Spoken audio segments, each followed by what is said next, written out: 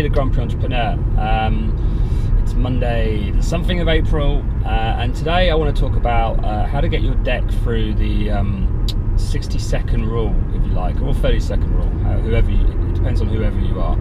So a lot of you out there will go on LinkedIn, will Google around and look for people to send your deck to, or your business plan, in order to raise money, whether it be a bit of seed funding or more major funds. And some of you will probably be wondering why you never get a response, or you get a one-liner back with yes, we're not interested, but it might take some time. So here's the thing, sometimes the reason you don't get a response is generally because either you're dealing with individuals that are extremely busy, or they just can't be asked, really. And there's a bit of arrogance around it, and I'm not sure whether it's a good or bad thing, but you know, there's very different people out there.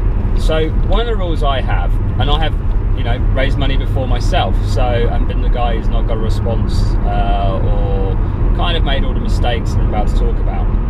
I have a 30-second rule. So every day I get numerous messages on LinkedIn, or just generally emails asking me to take a look at people's decks and whether I can help them in raising money or on advisory or whatever. And the biggest bugbear I have, which is part of probably the first 5 seconds of me looking at an email, is it a blanket email? So if it's a blanket email, don't expect a response, okay? This is the reasons why. You're asking someone to spend some of their time, which is important to them, maybe not yourself, but is important to them, and you're asking them to take a look at your deck, but you can't be bothered to even make it a little bit personal. And by personal, I don't mean, you know, a book about the person, but Google them. Takes you 10 seconds, Google them, find out something about them, something relevant to maybe what you're doing, and you will generally find that someone will go, this person spent some time trying to understand who I am, who they're dealing with. Do you know what? Actually, I'm going to have a quick look, okay, just out of general manners, even if it's not for them. And you will generally find that person will probably respond because you spent the time right up front, respecting everybody involved and making sure that you knew something about them. So that's the first thing. The other thing as well is I get a lot of emails from people with decks where basically they tell me what's in the deck in the email, which doesn't really help me because I want to read the deck, right? And that's the whole purpose. And there's nothing worse than a really, really long email that's kind of going on, and you know that part of it's been cut and pasted, and you think, well, if your business is good enough and your deck's good enough, then don't worry about it. So keep it short and sweet, okay? But polite. Remember, polite is the really key thing. I see a lot of messages come through where it's a little bit American bluntness, which works sometimes, but generally you'll find people like me and other people go, yeah, whatever.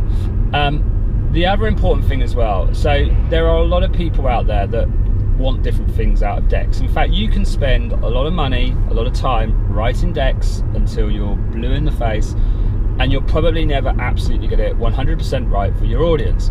There are some basic rules, those basic rules are out there, but basically try and remember that if people are going to give you 60 seconds of their time just have a quick look through at a high level, then you've got to kind of be high impact. So don't bang on about stuff, right? I get really annoyed when I get decks where I can literally go through an entire deck, an entire email, and possibly other documents, and I sit there and go, yeah, so I kind of get what you're trying to do, and by the way, you want some money from me, but you haven't actually told me what I get, right? And that's kind of the thing I see a lot of people do. They're kind of like, well, I put the money in there, I'm not really sure if I'm worth this valuation, oh, I want to negotiate terms. Look, if someone's going to invest in you, whether it be time or money, they're going to negotiate terms with you, right? But at least give them a guideline. So if you come back and say, well, I'm pre-revenue, I'm pre-product, and I'm worth 5 million quid, the likelihood is you're going to get a negative response, right? But you might get someone come back and go, well, actually, I value at $1 million, and actually, for my 500,000, I want 50% of your business or 60% of your business because you're high risk. So that's the other thing to bear in mind as well. The other thing as well I see a lot of decks miss out on is they don't talk about traction, and for me it's about traction. So the first thing I do, politeness. Second thing I do is go, what's the deal?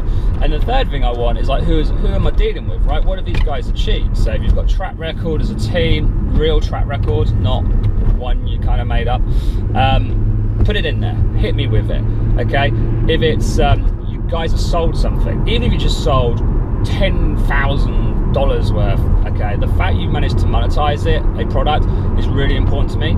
If you're like, well, we haven't actually sold yet, and we've been really good at burning cash and playing shop, then you know it's not going to be for me.